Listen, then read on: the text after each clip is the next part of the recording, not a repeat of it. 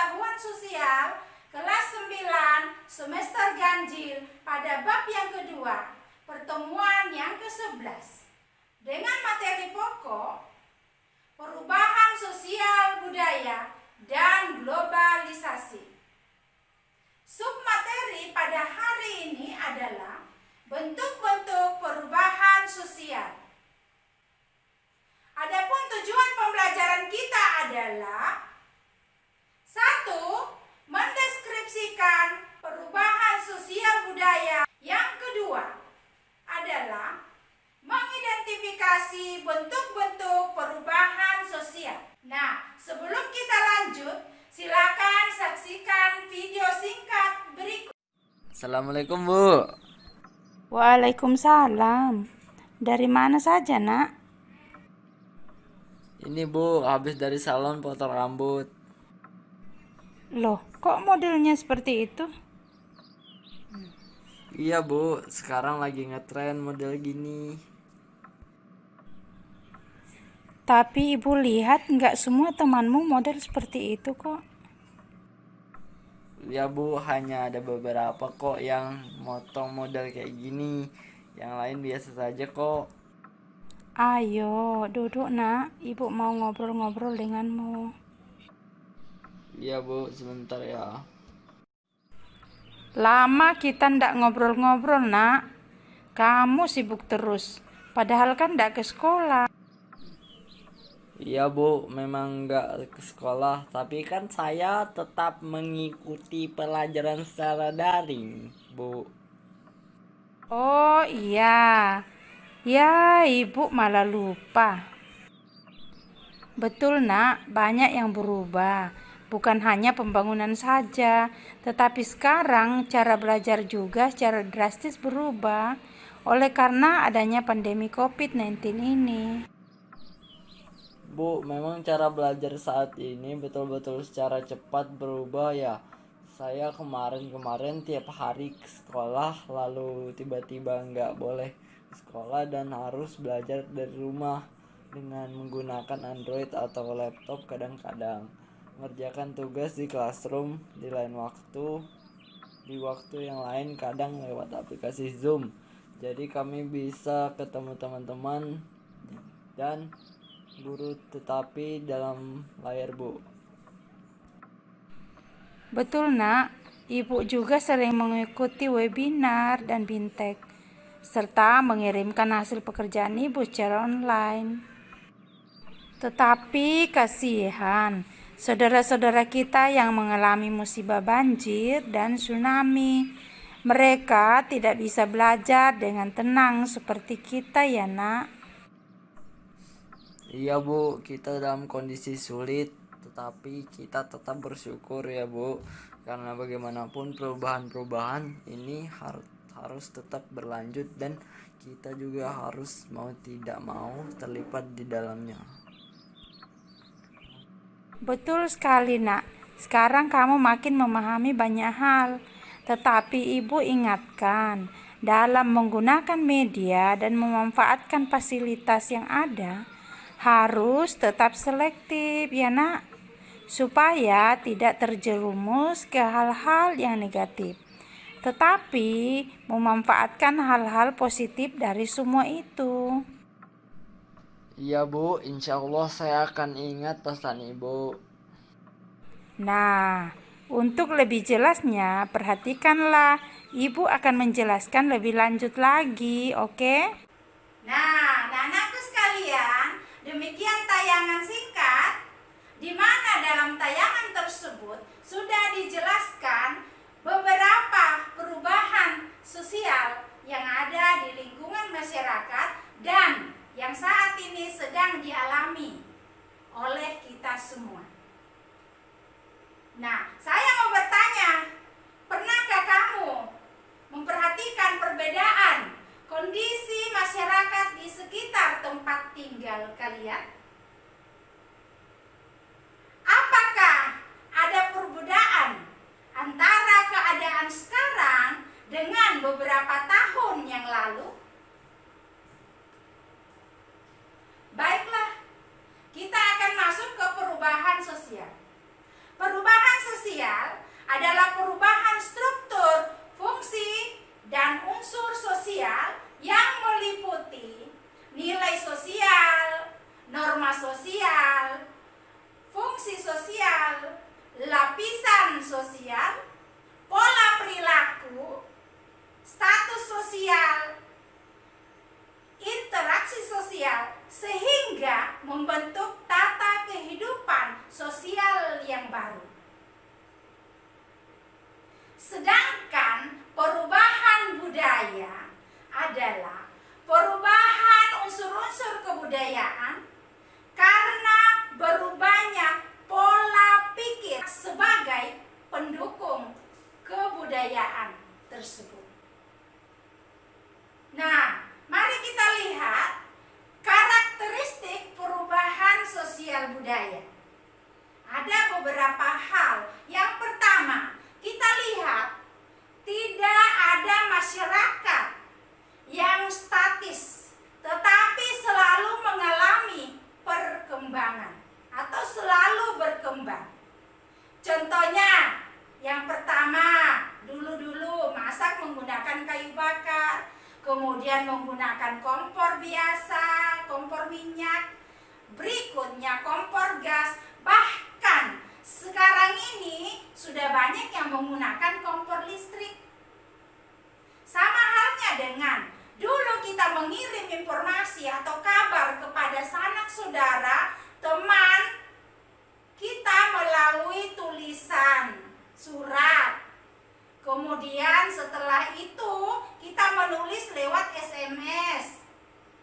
Yang berikutnya, seiring perkembangan dan kemajuan teknologi, kita mengirim SMS lewat chat dan kita juga bisa melihat orang yang kita hubungi lewat video call, misalnya di WA.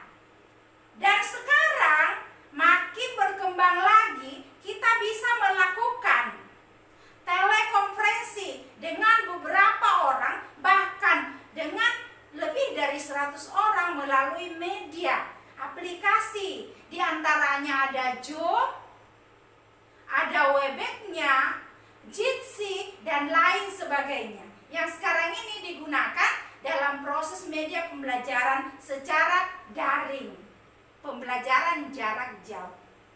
Oke, kita lihat yang kedua. Karakteristik yang kedua, perubahan yang terjadi pada lembaga kemasyarakatan yang akan diikuti oleh perubahan pada lembaga sosial. Nah, kita lihat yang ketiga, perubahan yang berlangsung secara cepat yang biasanya mengakibatkan kekacauan. Contohnya, bencana banjir yang akan menghancurkan atau yang akan memberi efek yang sangat besar bagi masyarakat yang kena dampak banjir tersebut dan akan memberi perubahan dalam suatu masyarakat. Yang keempat, perubahan tidak dapat dibatasi pada bidang kebendaan dan spiritual saja, karena keduanya saling berkaitan. Contohnya, upacara-upacara adat, meskipun pada zaman sekarang kemajuan teknologi berkembang, tetapi upacara adat dan tata cara serta adat istiadat terkait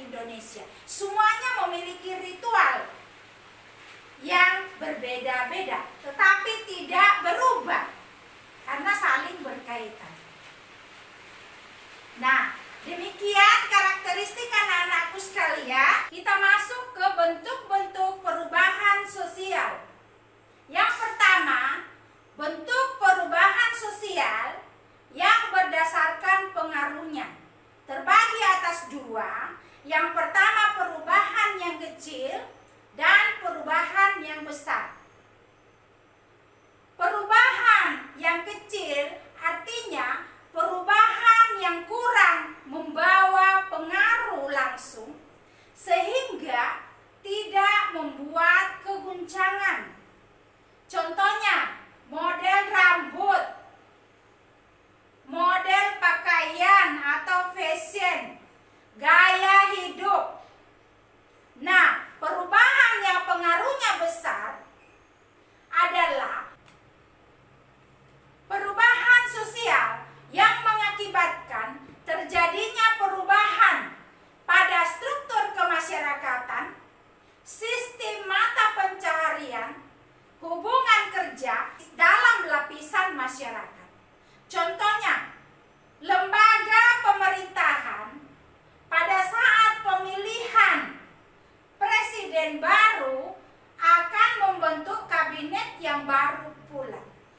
Nah, dari ini pastinya akan menimbulkan gagasan dan ide serta cara kerja yang berbeda sehingga akan berpengaruh kepada lapisan masyarakat.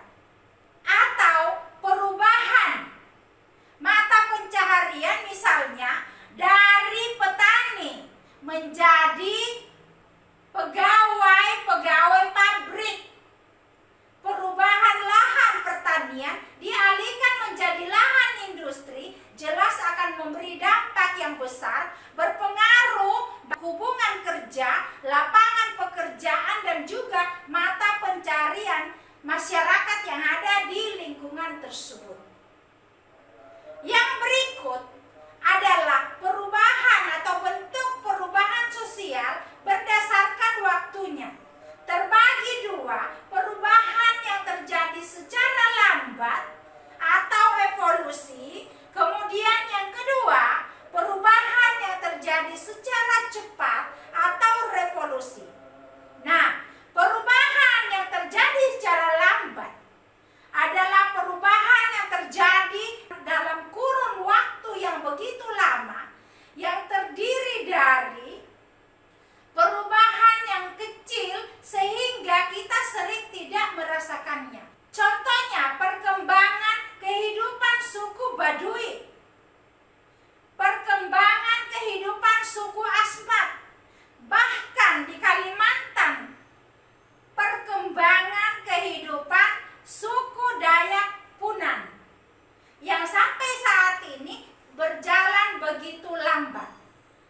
Nah, perubahan sosial yang cepat atau secara revolusi adalah perubahan sosial yang terjadi dalam waktu yang sangat cepat, di mana perubahan ini terjadi secara besar-besaran.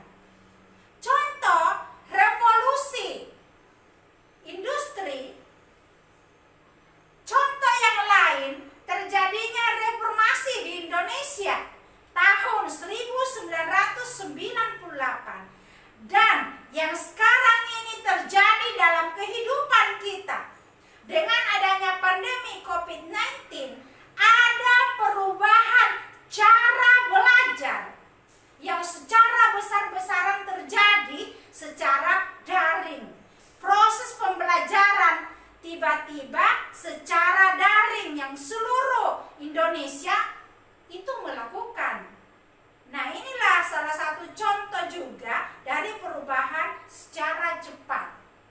Nah, perubahan yang berikutnya, bentuk perubahan sosial yang ketiga, yaitu perubahan dilihat dari proses perencanaannya.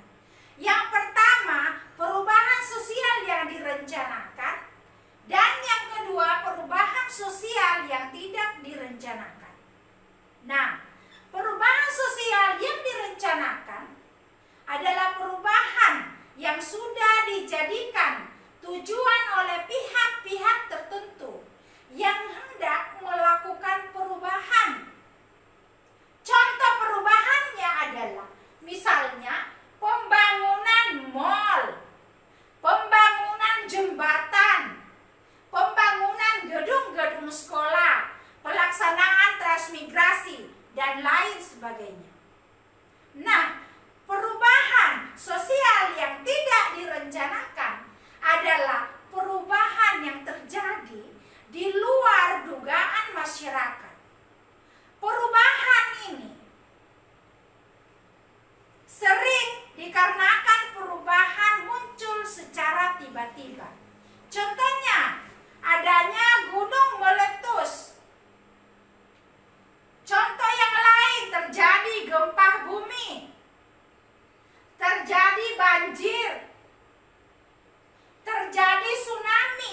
dan lain sebagainya.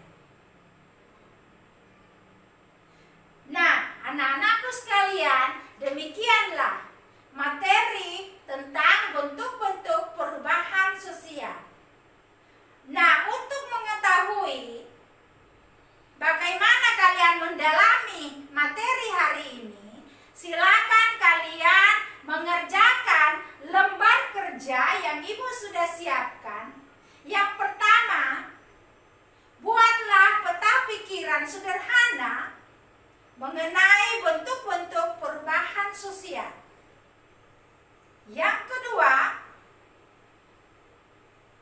buatlah cerita singkat mengenai perubahan sosial yang kamu rasakan hingga saat ini di dalam keluarga kalian masing-masing. Nah, anak-anakku sekalian, kita telah menyelesaikan pembelajaran tentang bentuk-bentuk perubahan sosial. Nah, sekarang waktunya kita akan merefleksi pembelajaran. Ibu akan mengajukan pertanyaan. 1. Materi apa sajakah yang kalian pelajari hari ini? Yang kedua, bagian manakah yang masih membingungkan kalian? Nah, silakan tulis di buku masing-masing sebagai bahan refleksi pada pembelajaran kita hari ini.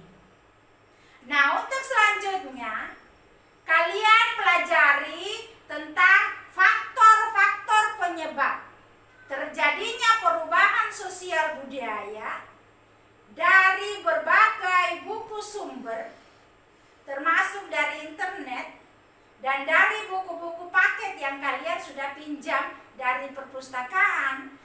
Materi itu adalah materi kita pada pertemuan berikutnya. Nah, anak-anak, setiap mimpi besar dimulai oleh seorang pemimpi. Ingatlah selalu, kamu memiliki kekuatan, kesabaran, dan hasrat untuk meraih bintang-bintang untuk mengubah dunia. Apakah kalian memiliki mimpi atau keinginan? Jika iya, tuliskanlah secara singkat tahapan yang kalian lakukan untuk mencapai mimpi atau keinginan tersebut. Jika tidak, mengapa? Jelaskan. Oke, anak-anakku yang hebat di seluruh Nusantara, Ibu mengucapkan terima kasih atas perhatian dalam proses pembelajaran daring pada hari ini. Semoga apa yang kita pelajari dapat bermanfaat untuk kita semua. Sekali lagi Ibu mengucapkan terima kasih. Wassalamualaikum warahmatullahi wabarakatuh. Salam